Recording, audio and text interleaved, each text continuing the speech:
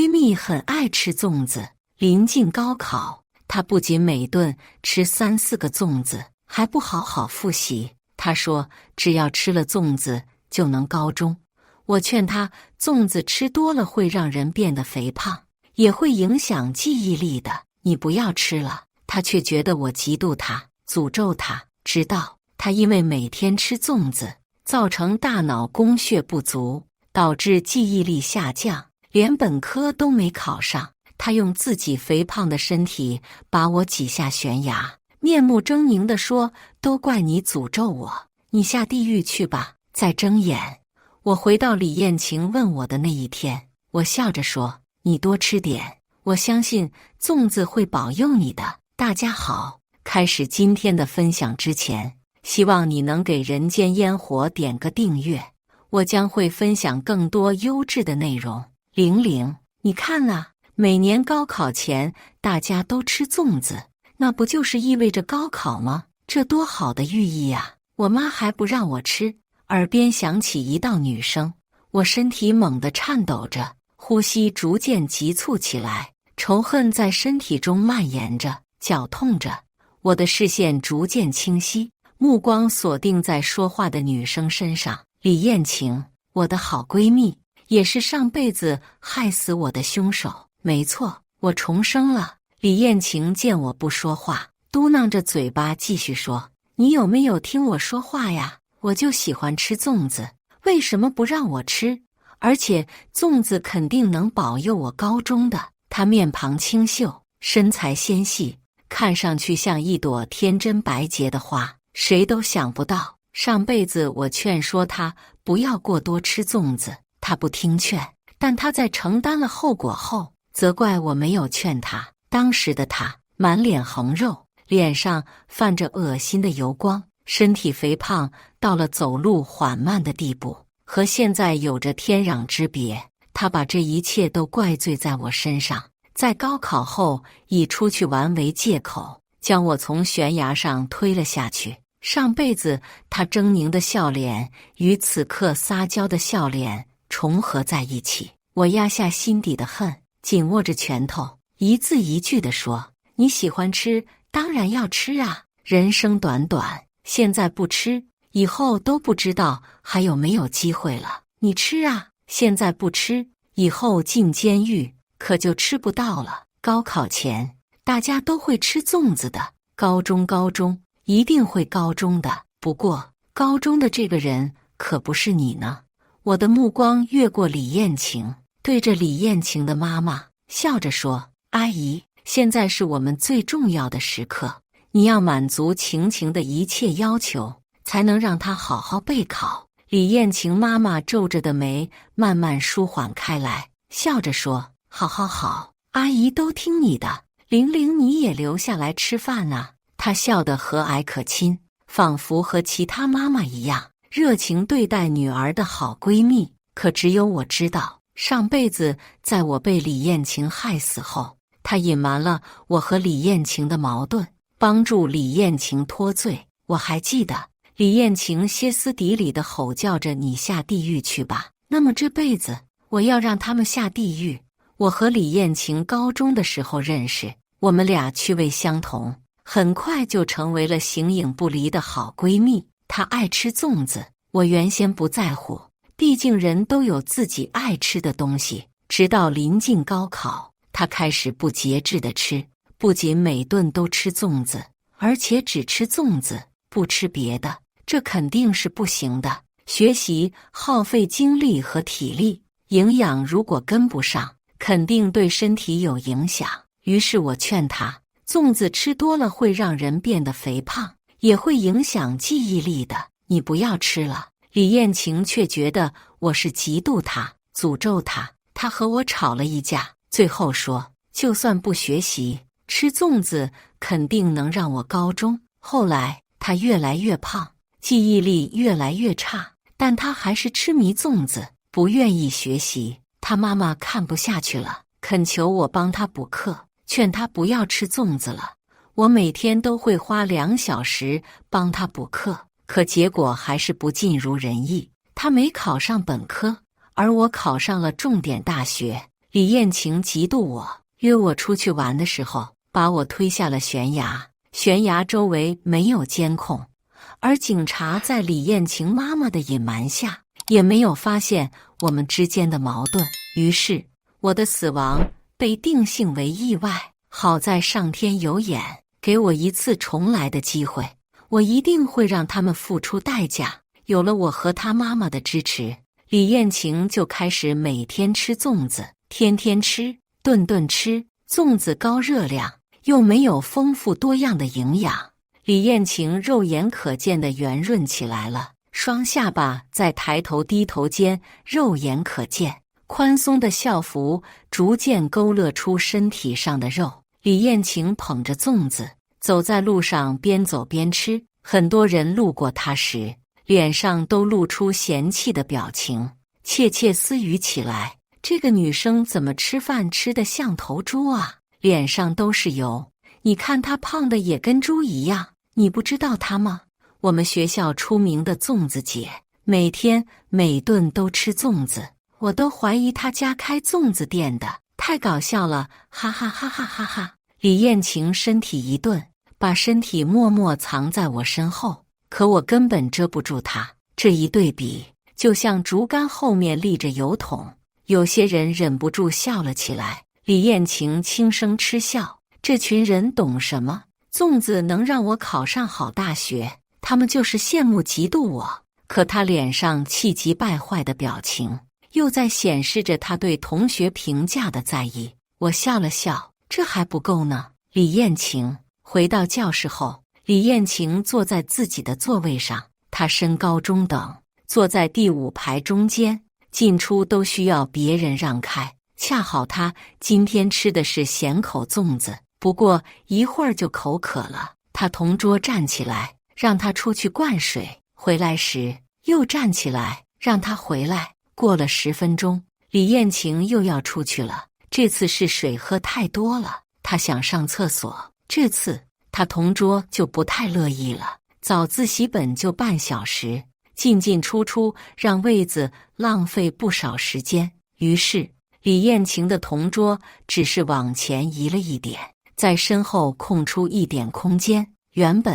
李艳晴可以轻轻松松走出去，但她现在长胖了，她硬挤着把后桌的桌子挤开了，又挤得同桌磕在桌子上，这下惹得同桌和后桌都不开心。可她没看见，急急忙忙跑去了厕所。李艳晴回来后，发现原本留着的一点空隙也不见了，而同桌目不斜视地背着英语单词。李艳晴顿时也不开心了，大声地质问着：你为什么不给我留点空隙？我这样怎么进去？同桌上下扫了他一眼，讽刺地说：给你留空隙你也进不来，你不如站在外面。这句话顿时戳在了李艳晴的肺管子上，她气急败坏地大喊道：你懂什么？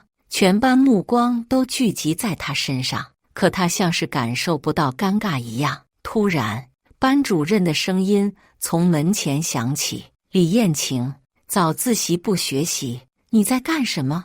李艳晴脸涨得通红，委屈的几乎要哭出来了。老师，是他们不让我回到座位上。后桌突然出声：老师，李艳晴早自习又去灌水，又去上厕所，进出影响我们自习了。后桌是学委，说的话更有信服力。老师警告了李艳晴几句，就离开了。早自习结束后，李艳晴拉着我走出教室，她双手握拳，眼里闪着仇恨的光，抱怨着：他们就是嫉妒我，肯定是这样的。突然，她低着头，悄悄问我：我是不是应该减肥了？我挽着李艳晴的手，亲密地说：晴晴，减肥就不能吃粽子这种高热量的食物了。那肯定不行啊，粽子能让你高中，你肯定不能不吃。我也觉得他们是嫉妒你，才这么说你的。实在不行，你就和老师申请换座位，换到后面来，这样我们还能挨得近一点呢。李艳晴顿时绽开笑容，紧紧贴着我，仿佛我们是天底下最好的朋友。我忍着恶心，只觉得他愚蠢。这是第一步，让他脱离人群，被忽视，被嘲讽。李艳晴顺利换到后排了，后排没什么位置，她只能坐在角落里。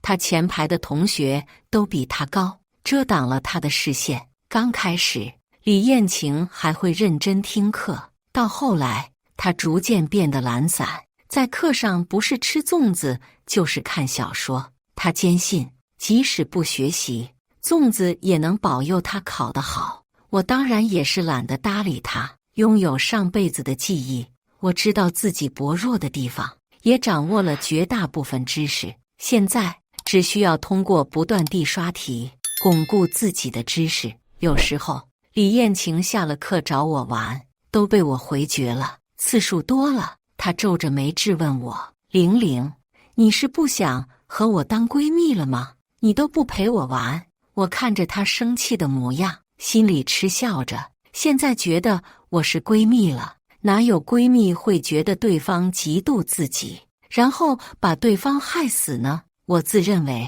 上辈子对李艳晴很好，有什么好吃的好玩的都会分给她。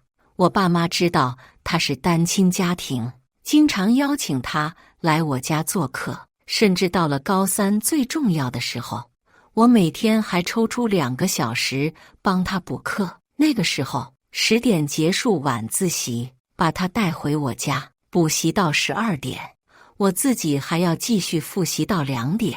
可他就是不认真学习，坚信粽子能让他考好。他白白浪费我的努力和心血，手指掐进肉里，我却觉得没有上辈子的遭遇痛过。我压着心底的恨意，轻声说：“晴晴，我不像你靠着粽子就能考好，我必须好好学习才能考上大学。”我的话激发了李艳晴心底的得意，她得意洋洋地说：“哪有啦，只是我运气好。玲玲你也别灰心，没有天赋靠努力也能考上大学的。”我倒要看看，没有天赋没有努力的她怎么考上大学呢？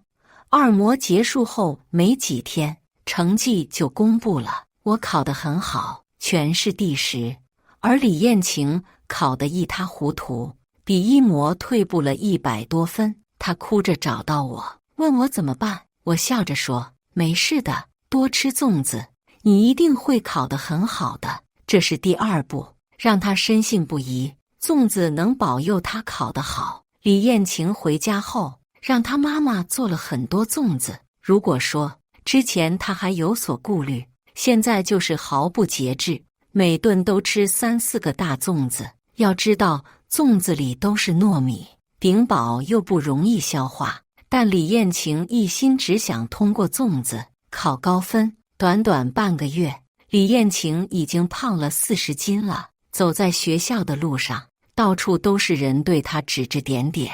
粽子姐之前没有那么胖吧？这才半个月，她怎么一下子胖这么多？我靠，你这样一说，就感觉很吓人了。我也记得她之前没有那么胖啊，她要是再胖下去，我感觉身体迟早出问题。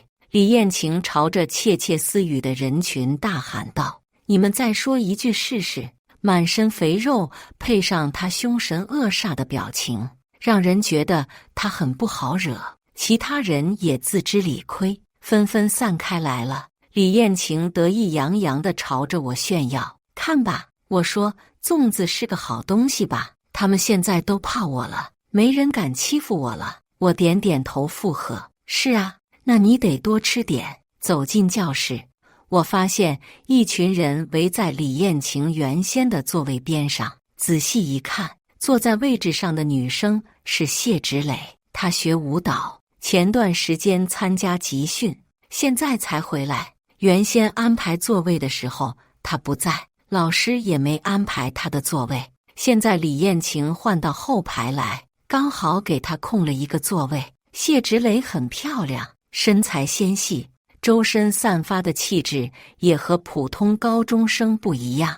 大家围在她身边叽叽喳喳：“芷蕾，我怎么感觉你比之前漂亮好多了？真的太羡慕你了。”芷蕾你怎么这么瘦啊？原本李艳晴坐在这里的时候，给她一点空隙她都出不来，你在这里都不需要我动一下，你就能出来了。就是，她之前走出来还把我桌子都撞歪了。李艳晴听到这话，气得脸都扭曲了，眼里都是嫉妒。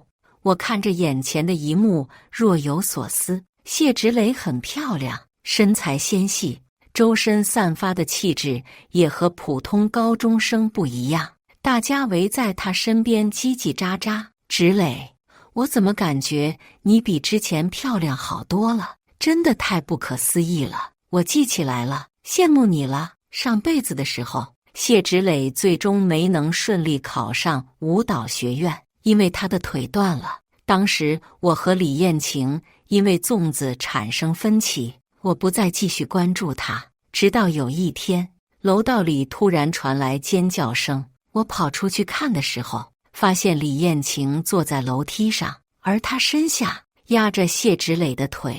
据同学的反应，似乎是李艳晴太胖了，在走楼梯时没看清脚下的台阶，滚下楼梯。当时谢芷蕾在李艳晴下方的台阶上，来不及躲避，就被压断了腿。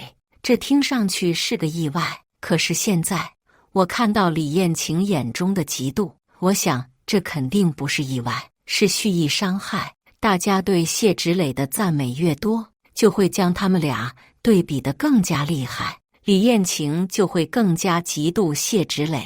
直到百日誓师这天，谢芷蕾被学校安排在舞台上跳舞，为大家加油打气。漂亮纤细的女孩展现着身体的魅力、坚韧活力，让所有人都为之称赞。李艳晴红着眼，死死盯着谢芷蕾，低声咒骂着：可恶，她凭什么比我漂亮，比我瘦？凭什么大家都喜欢她？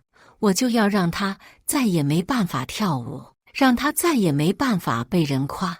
她恶毒的低语就像是来自地狱魔音。我心下一惊，连忙掏出纸笔，写下几句话。幸好李艳晴沉浸在自己的世界里，没有发现我的动作。折好纸条，我在路过谢芷蕾的时候撞了她一下，她身体晃了晃，我连忙抓紧她的手，将折好的纸条塞进她手里。随后我说了一句对不起，就离开了。李艳晴心情很好，满脸横肉挤在一起，笑着说：玲玲做得好，我就知道你也不喜欢她。我心思乱如麻，没回答她。一张折成方形的纸条藏在我的手心，纸条是谢芷蕾刚刚塞给我的。我在厕所里把纸条拆开，上面就写着2句话：小心李艳晴，相信我的话。最后一节课结束后来会议室找我，什么意思？谢芷蕾为什么要我小心李艳晴？现在在所有人眼里，我和李艳晴还算是好朋友，难道谢芷蕾也重生了？我心如鼓擂，安静的环境里，心跳清新。谢芷蕾要我去找她干什么？一起复仇吗？预备铃响起，我压下心中的疑惑，把纸条撕碎扔进蹲坑里冲掉。下午放学的时候，李艳晴等我一起去吃饭，我随口找了借口，说要去找老师问问题。李艳晴原本不开心，可想到我愚笨，不如她在学习上有天赋，又开心地同意了。我目送着她走远，离开学校后，快步来了会议室。谢芷蕾早已经在里面等我了，她背对着我，夕阳的光辉落在她身上，很漂亮，也很落寞。她转过头对我说：我和你一样，也是重生的。果然，她继续说：我前段时间才重生回来，但你已经比我早回来。现在的李艳晴和上辈子的很不一样，更加的胖，更加的恶心。我恨死她了。如果不是她压断了我的腿，我就能考上舞蹈学院，就能继续跳舞了。我迎上她的目光，笑着说：我也恨死她了。那我们就一起报仇吧。谢芷蕾转过身，阳光映着他的脸庞，我感觉他变了一个人。也是，我们都死过一次了，又怎么可能和之前一样，还是一个人呢？谢芷蕾轻声说：“我要他经历一次我的痛苦。断腿吗？那还不够，我也要他经历我的痛苦。当然了，这些我都不会告诉谢芷蕾。”我低着头，感受着最后一丝光落在我身上，说道：“你保护好自己，剩下的我来。”之后的几天，李艳晴就像一条蛇一样，阴暗潮湿的眼神死死地锁定在谢芷蕾身上。谢芷蕾当然也察觉到了，但按照我们的计划，她只需按兵不动，静静等候着李艳晴动手。我跟在李艳晴的身后，看她慢慢向着楼下走去，像山一样厚重的身体一步一步地走着，趁着前方的谢芷蕾更加小巧玲珑。李艳晴眼里闪过一丝狠毒，身体一歪就倒了下去。人群里爆发出巨大的呼声：“谢芷蕾，小心！”谢芷蕾时刻注意着李艳晴，在她动身的那一刻，快速朝旁边跑去。他还顺手拉走了2个愣在原地的女孩。砰！地上传来了巨大的响声，李艳晴像一只蛤蟆一样狼狈地趴在地上，她哀嚎着，却怎么也没办法起身。痛死了，痛死了！快来人帮帮我呀！谢芷蕾，你为什么躲开？你给我垫一下，我就不会这么痛了。他厚脸皮的话一出，震惊了在场的所有同学。人们的视线在他们俩之间来回徘徊。如此大的体型差，如果谢芷蕾没躲掉，就要被压扁了。谢芷蕾眼中泛着泪花，柔柔地说：“李艳晴，你自己走路不小心摔下来，居然还让我给你当垫子。我是要跳舞的，如果腿出问题了，你能负责吗？”他的话让我一时间想起上辈子李艳晴害得谢芷蕾断了腿，但她当时表现得很愧疚，就差磕头道歉了。所以谢芷蕾一家没追究她的责任，甚至没有让她出医药费。可在人皮之下，李艳晴是恶魔。李艳晴害怕起来，红着眼睛喊：“玲玲，快来扶我一下！”我从人群中走出来，拽着她的胳膊，拽不动，再拽她的腿，也拽不动，反而让他受伤的地方隐隐作痛。他一只手搭在我的肩膀上，试图起身，我支撑不住，一屁股坐在了他的腿上。我听到了很轻微的一声咔嚓，他的腿断了。李艳晴发出猪一般的嚎叫，我连忙起身。慌乱中，我又狠狠在他的腿上踩了几脚。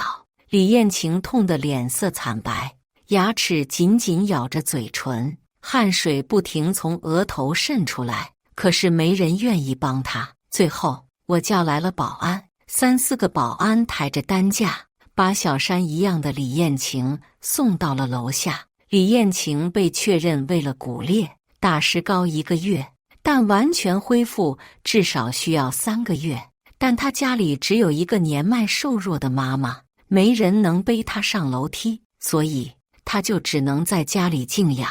李艳晴妈妈哭之一样的手握着我，眼泪汪汪地说：“玲玲，算阿姨求你了，你成绩好，能不能每天下课了来帮晴晴补课？马上要高考了，可晴晴不去上学，肯定考不好了。”她言辞恳切，身体颤颤巍巍的，仿佛只要我拒绝，她就能立马跪下来。确实是个好妈妈，不然又怎么可能帮助女儿隐瞒杀人的真相呢？我回以微笑，柔声说道：“阿姨，我和晴晴是好闺蜜，我当然会帮她的。”李艳晴，好闺蜜，你准备好了吗？准备好接受我的打压了吗？希望到时候你还能坚信粽子会保佑你考得好。晚自习下课后，我带着新发的试卷到李艳晴的家，桌子上摆满了各种各样的零食和水果，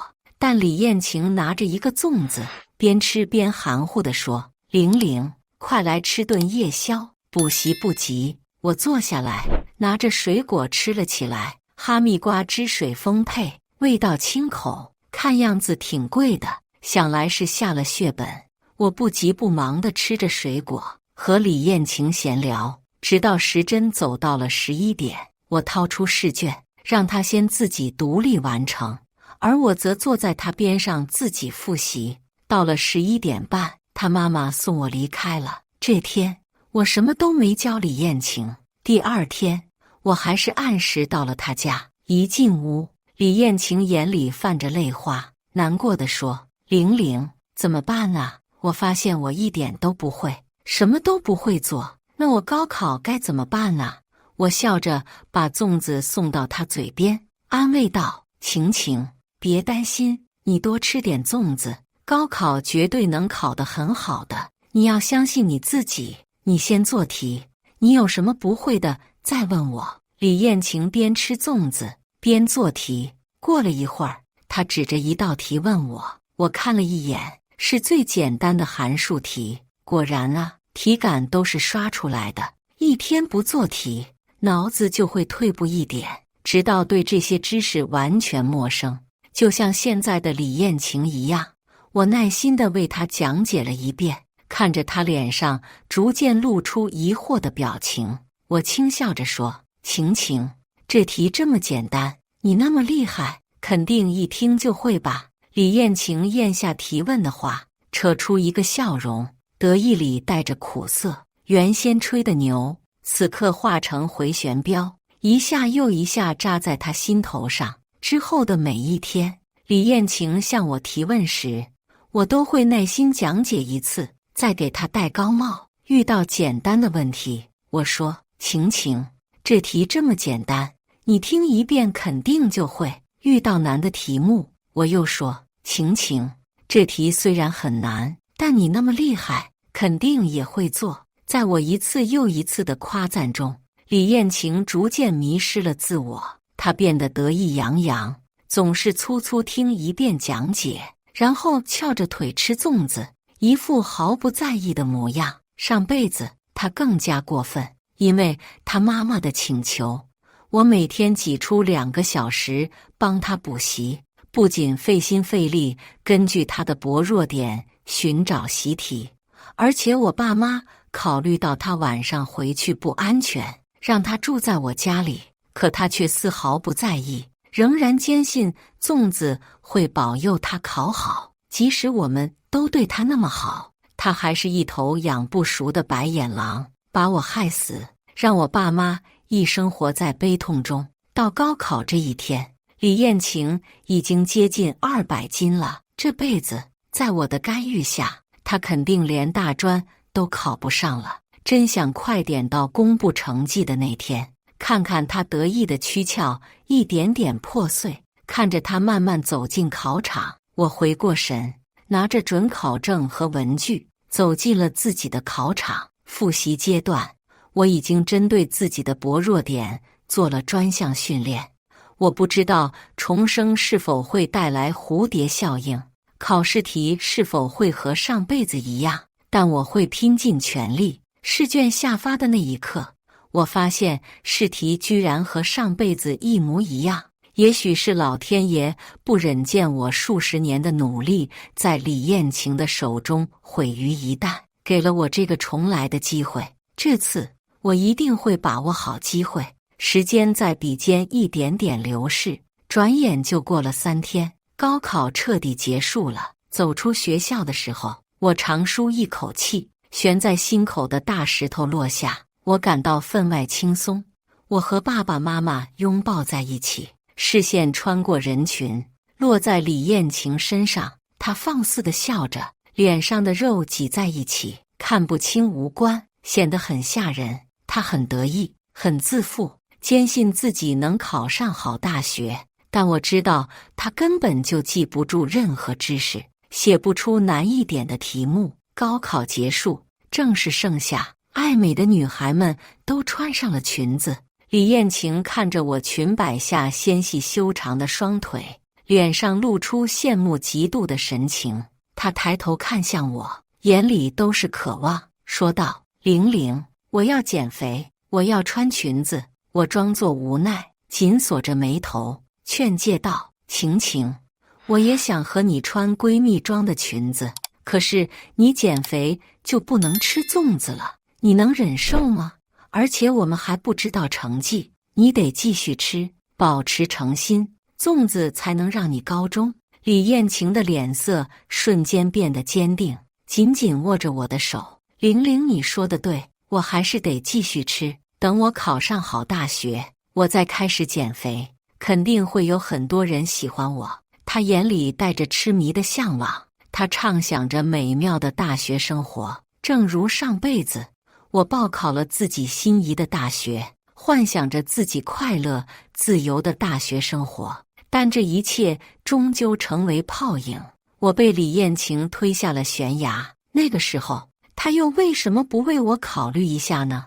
轻松快乐的日子一直延续到查高考成绩的这一天。时间一到，我颤抖着手将准考证、身份证一一输入网站。也许是登录的人太多，我几次刷新，但还没显示我的成绩。我紧张的心脏狂跳不止，手不停地颤抖着，呼吸逐渐急促起来。下一秒，屏幕上显示我的成绩，我的心脏猛地暂停，呼吸也屏住了。那是比我上辈子还高了不少的分数，太好了，我的努力没有白费。这一次我可以再次报考自己心仪的学校了，只要李艳晴不会再成功害死我，我就可以去享受我的快乐的大学生活了。我的鼻子酸酸的，泪水不知道什么时候流了下来。顾庆玲，凭什么你考得那么好，我居然连大专的分数线都没到？李艳晴尖锐的嗓音在我耳边炸开来。李艳晴逆着光站在我房间的门口，但我能清楚地看到她那张扭曲的脸上浮现出来的嫉妒。我知道她嫉妒的眼红，嫉妒的想要我立马死掉。我露出一副惊讶的表情，辩解道：“可是你说，你只要每天吃粽子，你就能考得好，你都是骗我的吗？”李艳晴当然不会承认是自己的错误，她一口咬定是我没有尽心尽力帮她补习。我当然没尽心尽力，但她有什么证据呢？我只是一个自愿帮在家养病的同学补课的好学生。至于那个同学能不能好好学习，就不在我的职责范围内了，不是吗？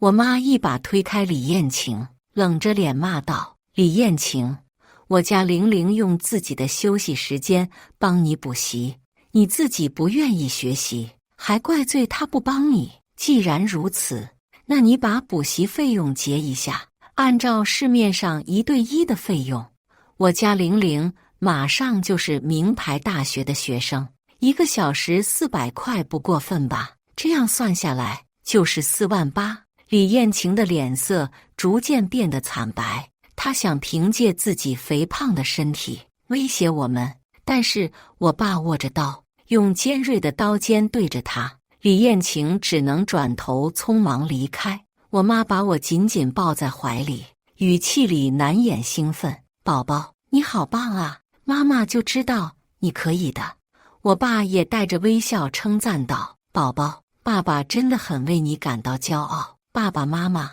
这辈子我绝对不会再让李艳晴伤害到我们，我们会好好的生活在一起一辈子的。”暑假很长，我就开始做博主，偶尔发布自己制作的科普视频或者 vlog。 很意外的是，居然有很多人都在看我的视频，我小火了一把。李艳晴知道这件事情后，更加嫉妒了。她的脚还没完全好透，就迫不及待地约我出去玩，还是和上辈子一样，约我夜爬。我当然是如她所愿，赴约了。穿好冲锋衣，带上 GoPro， 我和李艳晴开始爬山。李艳晴边走边和我道歉：“玲玲，对不起啊，我当时真的太震惊了，才会口不择言地骂你。我那么相信粽子，但他却没有保佑我考上好大学，真的气死我了。”不，我知道他心里还是记恨我，不仅仅记恨我没有尽心尽力帮他补习，也记恨我拥有一身知识，让自己考入了名牌大学。他说着违心话，眼里闪耀着嫉妒的火焰，真的是丑陋的人。我装作不在意的摇摇头，手上的摄像头会记录下一切。我们爬了2-3个小时，终于在日出前到达顶峰。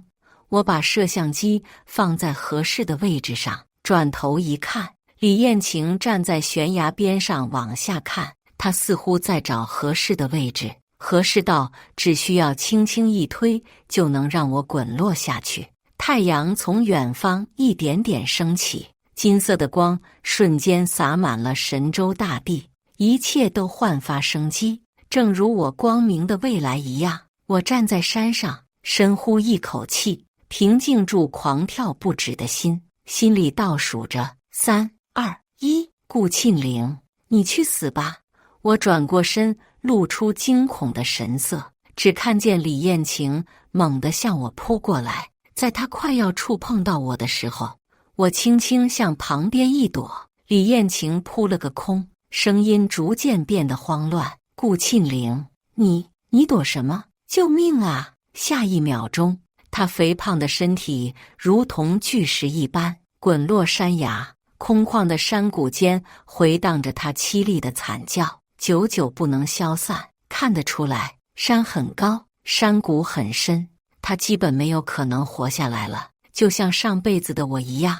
但是我还是装作慌乱地拿出手机，拨打了报警电话。地上的摄像机一闪一闪的记录下了刚才发生的一切，这都足够证明我的清白。我想，李艳晴现在已经死了吧？这么高的山，加上她肥胖导致的并发症，足够她在这一事件死亡。可我还是慌张，我怕，如果她这都不能死，那我不明白上天给我一次重来机会的意义是什么。直到4个小时后，我坐在警察局，收到了李艳晴确切的死讯。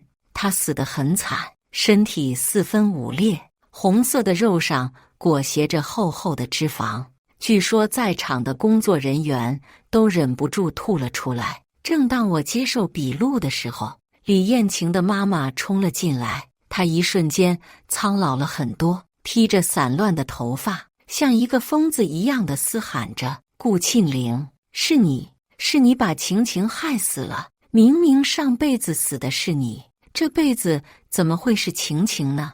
原来她也是重生的。我死死盯着她，怨恨席卷了全身。到现在，她还不愿意相信她的女儿就是个坏种，或者她不愿意相信自己培养出了一个孬种。不过没关系，一切真相都会大白。我不可置信地看着她，眼里泛起泪水，手忙脚乱地翻出手机给警察看。警察叔叔，我怎么可能害晴晴？她是我最好的闺蜜，这次爬山都是她约我的。